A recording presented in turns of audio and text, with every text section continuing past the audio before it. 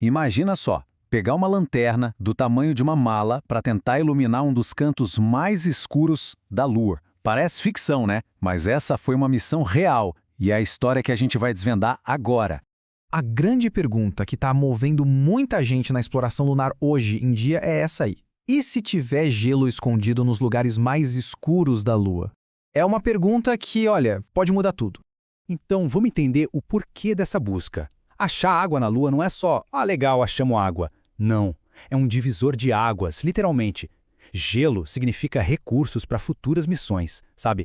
Peça em água potável, oxigênio para respirar e até combustível para foguete, tudo ali prontinho.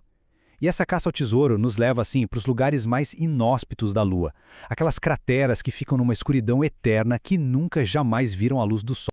E de onde teria vindo essa água toda? A teoria é bem interessante. Os cientistas acreditam que ela chegou lá de carona, sabe? Em cometas que se chocaram com a Lua há bilhões de anos e também através de uma interação constante do vento solar com o solo. Ao longo de milênios, essas moléculas de água foram se acumulando em lugares super frios, as chamadas armadilhas frias. Basicamente são essas crateras no Polo Sul que, por nunca pegarem sol, conservaram esse gelo intacto.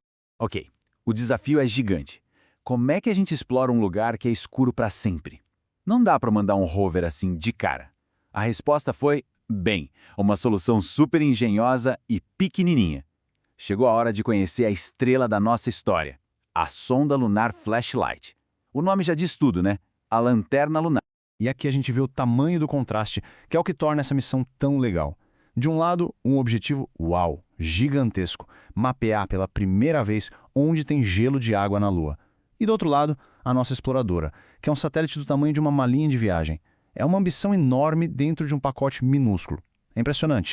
Tá, mas aí fica a pergunta, né? Como é que uma mala espacial consegue encontrar gelo a milhares de quilômetros de distância? A mágica, ou melhor, a ciência, tá toda na tecnologia que ela carregava. Vamos entender direitinho como esse laser funcionava.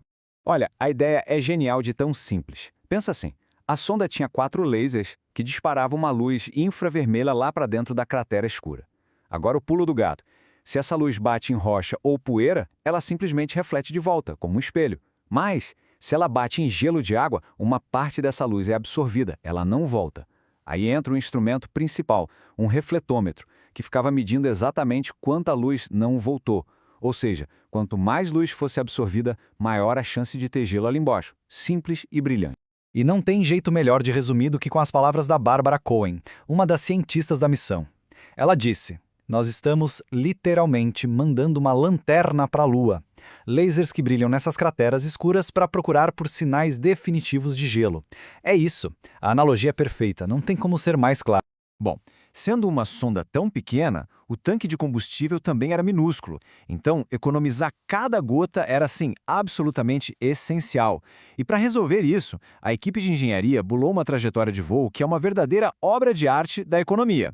A solução se chama órbita de halo. Tenta imaginar um elástico gigante esticado ao redor da Lua. A sonda faria um caminho super alongado, super elíptico, que aproveita a gravidade para se manter estável sem precisar ficar ligando o motor toda hora. É o jeito mais eficiente possível de orbitar a Lua, gastando o mínimo de combustível.